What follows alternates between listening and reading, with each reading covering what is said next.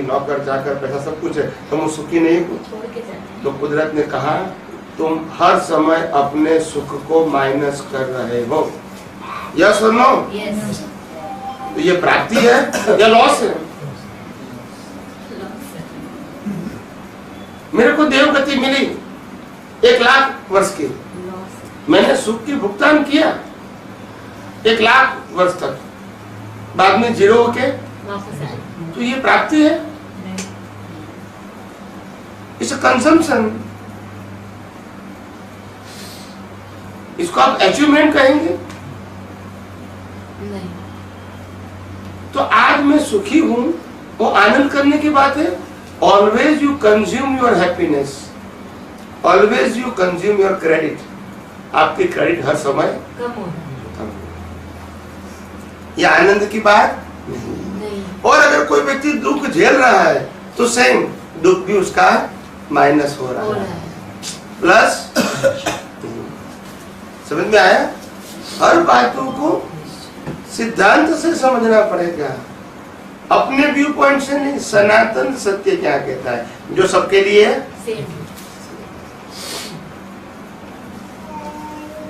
जैसे सुख माइनस होता है वैसे दुख भी। कई लोग मेरे को कहते हैं कि स्वामी जी कल कुछ हो गया था, अच्छा बुरा, कल यानी प्रीवियस डे कहोगे, एक वीक कहे पहले कहोगे, 1 महीने पहले कहोगे, 6 महीने पहले कहोगे, जो भी कहोगे, मगर बिफोर हो गया है। इसको याद करके, इसको याद करके हमको करेक्शन करने की जरूरत है कि नहीं है? करेक्शन करने वाले हम नहीं है, तो हमको कहाँ करेक्शन करना? आपको तो उत्तर देना है कि नहीं? Give me answer on writing paper. उसमें एक्साइट होने की जरूरत नहीं है, लिखने का है बस। है नहीं है बस। जो गलतियां की है उसको तो हम पुरुषार्थ करके, प्रायश्चित करके उसको कम, पहले हम करने वाले थे, ये हमने वहाँ पे मान करके यही किया था, लेकिन आज हम करने वाले नहीं है। लेकिन जो पहले की है उसकी भुगतान तो करनी पड़ेगी। इसीलिए इस सिद्धांत को लोग समझ नहीं सके, क्योंकि धर्म को समझा, विज्ञान को नहीं समझा। किसको समझा? विज्ञान। धर्म को नहीं समझा, विज्ञान को नहीं समझा। धर्म। विज्ञान क्या कहता है? सबसे पहली बात, कुदरत कहती है जन्म से मौत तक मन वचन काया से जो कुछ भी होता है उनके लिए तुम 100% रिस्पॉन्सिबल नहीं हो, क्योंकि यह कर्मों का फल है। यस और no? Every breath is your karma, every speech, action and thought is your karma. कर्म मतलब कर्म का फल। यस और नो? हर श्वास लेते हैं वो हमारा आयुष्य कर्म का फल है, हाँ कि ना? और श्वास के साथ जो क्रिया करते हैं मनोचन क्या है कि वो भी क्या है? वो श्वास क्यों दिया आपको? वो श्वास क्यों दिया आपको? 50 साल, 17, 80, 90 साल का आयुष्य क्यों दिया? Why? Because of your suffering of your karma. कर्म के भुगतान के लिए तो आपको आयुष्य दिया, पर कर्म खत्म हो गए तो जला दिया जाएगा, रोल खत्म हो गया इसका। तो जो भी करते हैं इनके लिए आप जिम्मेदार, मगर आपके अंदर अज्ञानता है, ये मैंने किया, ये मेरा है, मालिक की भाव और करता है। तब तो आप हर क्रिया के लिए या हर संजोग के लिए या हर साधन के लिए आप जिम्मेदार हैं। तो प्रश्न अज्ञानता के ऊपर है या एक्शन के ऊपर है? अज्ञानता के ऊपर। सॉरी। तो निकालना क्या है? अज्ञानता। और वेट किसके ऊपर दे रहा है? एक्शन। मैंने किया, वेट यहाँ दे रहे हैं और कर निकालना क्या है? तो आप कॉमन सेंस की बात करो। कुदरत क्या कहती है? जैसे आज 6 फरवरी 2020 है, ठीक है, 6 फरवरी 2020 है, और हम सब 5 फरवरी 2020 और उसके पहले समय के लिए मर चुके हैं। यस और नो? यस और नो? और आज जी रहे हैं, वो आज के लिए जी रहे हैं या कल के लिए? आज के लिए। तो हमको आज की सोचना चाहिए, कल का सोचना चाहिए। कल के लिए कुदरत ने आपको आयुष्य भी दिया था, श्वास भी दिया था, संजोग भी दिया था, हाँ या ना? और आज के श्वास, आपका आज का श्वास, आज का आयुष्य आज के कर्म के लिए है या प्रीवियस डे कर्म के लिए है? आज के समझ में आ गया? समझ में आया कि नहीं?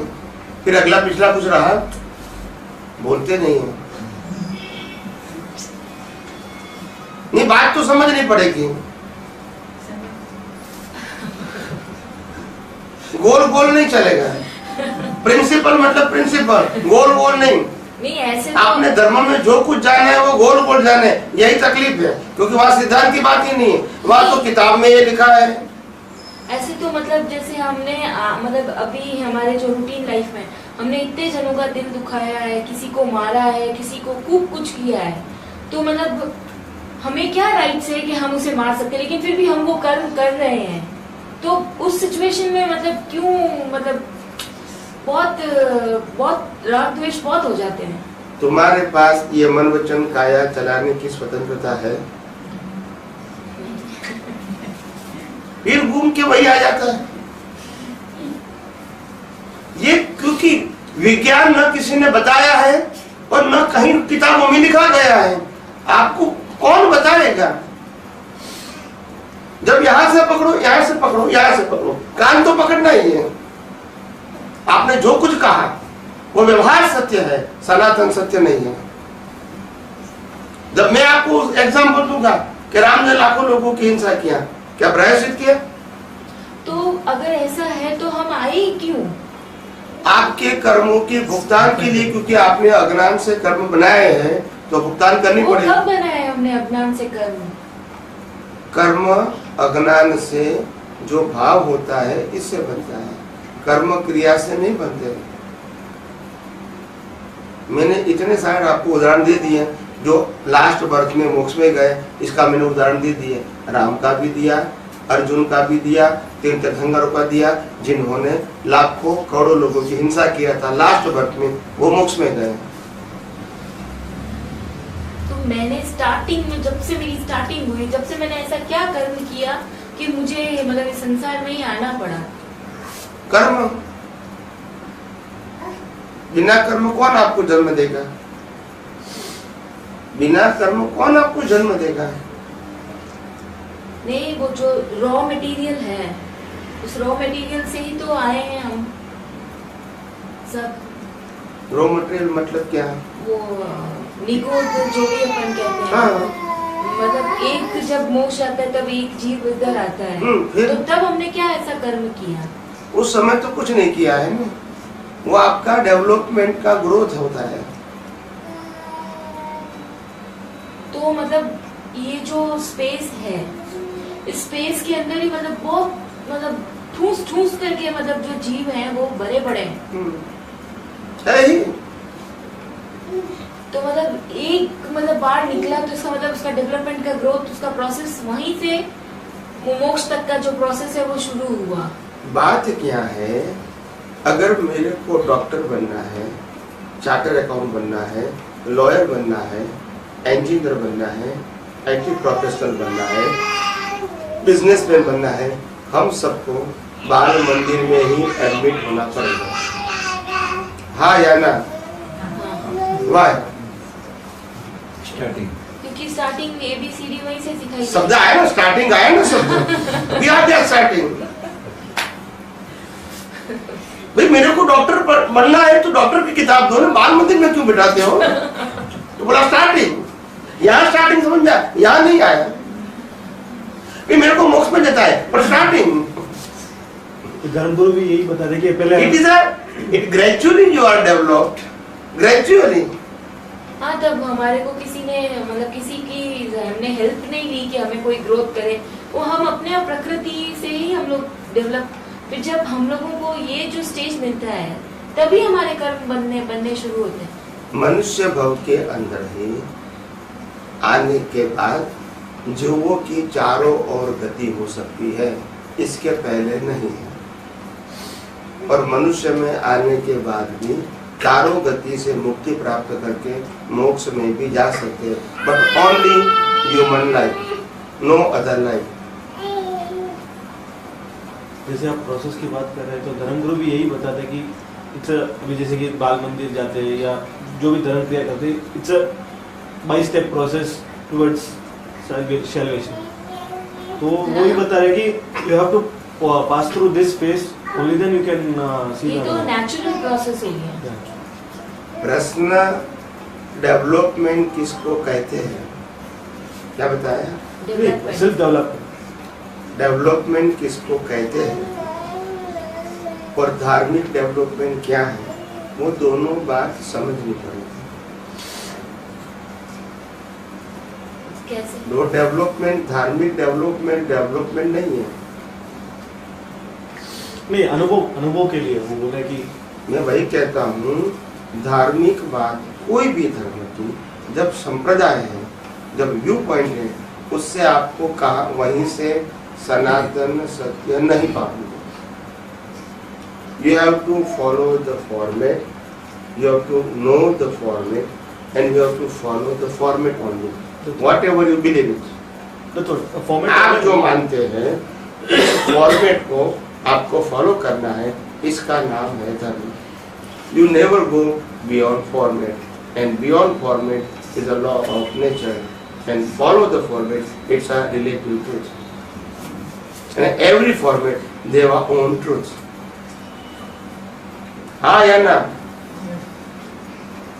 तो ये प्रोसेस चालू ही रहता है। जहाँ तक आपको सनातन सत्य समझ में नहीं आएगा, वहां तक फॉर्मेट से बाहर निकलना संभव नहीं है, किसी के भी लिए। वो तो आपके लिए मोक्ष में जाने नहीं, के बाद आपके लिए भी नहीं, धर्मगुरु के लिए भी संभव नहीं है।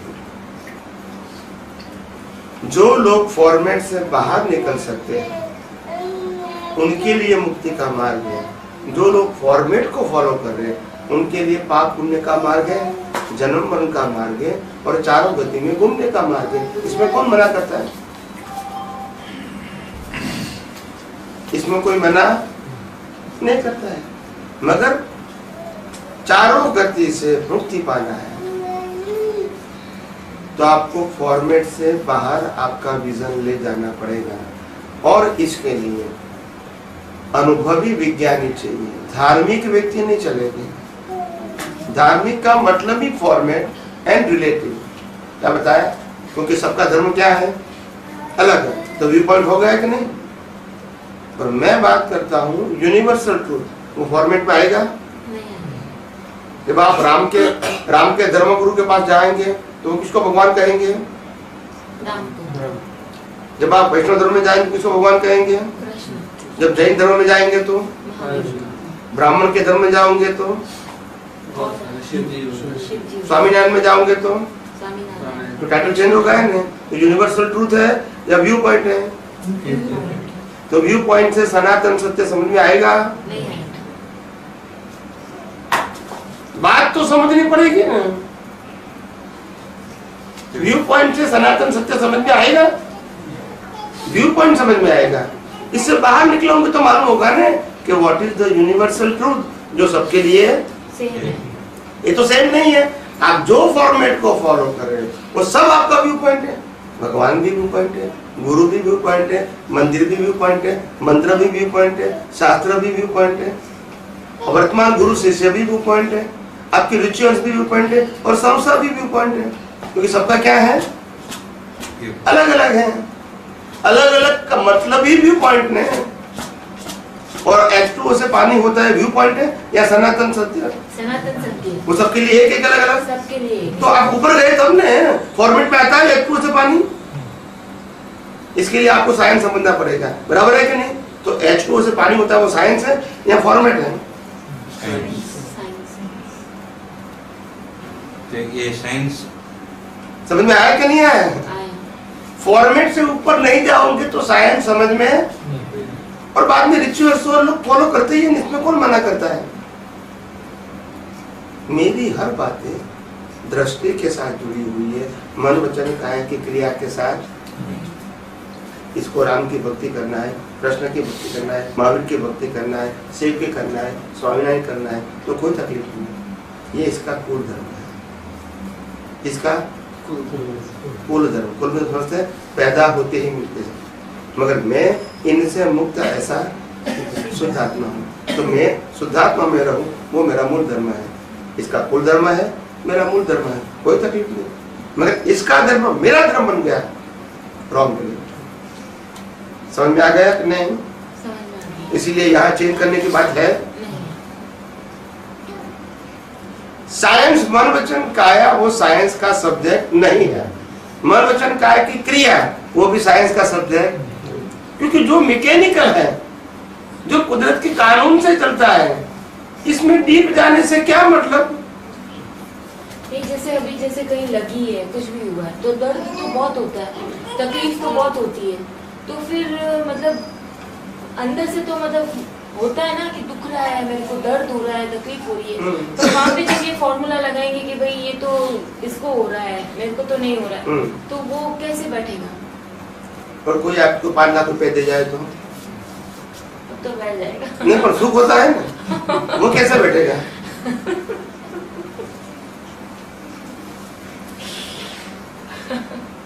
सुख बैठ जाएगा तो ऐसा नहीं। बात एक ही है। नहीं, देखो हमारी सोच कितनी लिमिटेड है, तो बिठा नहीं, इसीलिए नहीं समझ में आता है। एक भाई साहब कहते थे महात्मा कि मेरे को बहुत दर्द हो रहा है शरीर से। तो मैंने कहा दर्द शरीर को हो रहा है कि आपके अहंकार को हो रहा है? नहीं, बोला शरीर को हो रहा है। क्या बताया? जो पहले सिंपल भाषा में तो यही बताएंगे ना कि शरीर को हो रहा है। फिर मैंने कहा कि अंदर से आत्मा निकल जाएंगी, अभी जला दिया जाएगा, कितना दुख होगा? कुछ भी नहीं होता। फिर तो पहले भी शरीर था, अभी भी शरीर चल रहा है। फिर वो अपना ओपिनियन चेंज, नो बाहर नहीं, अभी अंदर होता है। तो क्योंकि उनके पास कुछ मालूम ही नहीं है ना, जो सुनते हैं पढ़ते हैं, कभी सोचते भी नहीं इस फैक्ट है कि लोग बोलते हैं, हम मानते हैं, हम भी वही बोलते हैं। भी सोचो तो सही, जब इसको जला दिया जाता है तो फिर क्यों पेन नहीं होता है? तो भला अंदर आत्मा नहीं है, तो फिर आप कहो पेन आत्मा को होता है कि शरीर को होता है? नहीं, हर बात में आप जानने की कोशिश करो तो मालूम होगा ना। आत्मा को नहीं होता है, शरीर को भी नहीं होता है, अहंकार को होता है। और कर्म किसने बनाए थे? अहंकार। भुगतान कौन करता है? अहंकार। तो प्रश्न कहाँ है? अहंकार कुछ और शरीर कर्मों के भुगतान का साधन, इनके माध्यम से कुदरत आपको भुगतान देती है। करवाती है। माध्यम तो ये रहेगा ना, वो अहंकार डिस्चार्ज जो राग द्वेष करके लेकर आए, वो अहंकार ये माध्यम से, ये 5 इंद्रियों के माध्यम से इसकी भुगतान करता है। तो अहंकार कैसा है? Raw material. ये अहंकार कैसा रॉ मटेरियल? अहंकार कैसा रॉ मटेरियल? बिलीफ क्या है? ओनली बिलीफ है। स्वामी जी, ये जो लास्ट जो बात है वो यही बात है, लॉ ऑफ नेचर की जो बात है, बस वो इससे आगे कुछ क्या होगा? कुछ भी नहीं है। कुदरती काम से ऊपर को क्या होगा वो तो बताओ। पूरे ब्रह्मांड में कुदरत के काम तो बिना किसका काम है बताओ? मगर वो नहीं जानना, वो ही हमारी अज्ञानता है, और वही अज्ञानता को निकालना है। और इसीलिए श्रीमद् राजचंद्र ने भी कहा कि मोक्ष मार्ग सहज है, सरल है, सुगम है, दाता दुर्लभ है। क्या बताया? मार्ग को बताने वाला दुर्लभ है। हर बात, हर व्यक्ति किताबों की बात, हर व्यक्ति किताबों की बात, हर व्यक्ति किताबों बात करेगा, कोई अनुभव की करेगा। ये सब जो लेवल्स हैं, हमें मतलब जो जीवात्मा है उसको समझाने के ये सब लेवल्स हैं। नहीं, लेवल से वो तो हम स्वीकार करते हैं, उसमें क्वेश्चन नहीं करते। हाँ। हमारा काम क्या है? कि हमारे पास जो आए इसको समझाने का। क्या बताया? बैठिए। वो हमारे पास आया क्यों? Who create the circumstances? Nature. तो हमारे पास जो होगा वही बताऊंगा नहीं। आप 5वें स्टैंडर्ड में चले गए, 5th स्टैंडर्ड में, तो टीचर क्या पढ़ाएगा? आप 7वें स्टैंडर्ड में चले गए तो 7th स्टैंडर्ड की बात, आप कॉलेज में चले, फर्स्ट ईयर में चले गए तो फर्स्ट ईयर की बात। तो आपका प्रश्न है, टीचर का प्रश्न है। टीचर तो कहेगा मैं स्टैंडर्ड को पढ़ाऊंगा, आपको समझ में आना है तो बैठिए, नहीं समझ में आता तो और स्टैंडर्ड में ऊपर या नीचे चले जाओ। That is not the problem of teacher. Yes और नो? तो मेरे पास आएगा तो मैं क्या कहूंगा? Universal truth. वही बताऊंगा। आप कहोगे कि मेरा स्टैंडर्ड नहीं है, तो you can go anywhere, this is your choice. तो मेरे पास क्या रहेगा? वही रहेगा। टीचर तो अपनी बात नहीं चेंज करेगा। स्टूडेंट को समझना है कि अगर मेरे को बात समझ में नहीं आती है तो वो इन लो स्टैंडर्ड। आपको समझ में आया? अगर मैं महावीर के पास जाऊंगा और प्रश्न करूंगा तो महावीर मेरे को उत्तर देंगे। मेरे को समझ में नहीं आता है तो मेरे को लो स्टैंडर्ड पे जाना पड़ेगा। वो मेरा सब्जेक्ट है, मगर महावीर क्या कहेगा? लो स्टैंडर्ड की बात करेगा? वो करेगा? असैद्धांतिक बात करेंगे? नहीं करेंगे। आप समझे कि नहीं? तो सिंपल बात है। और इसीलिए मेरे पास जो भी व्यक्ति आएगा मेरे को यही बात करना है। फिर उसको पसंद नहीं आता है तो वो कहीं भी जा सकता है, क्योंकि यहाँ गुरु शिष्य की बात है ही नहीं। तो फिर प्रश्न कहाँ रहा?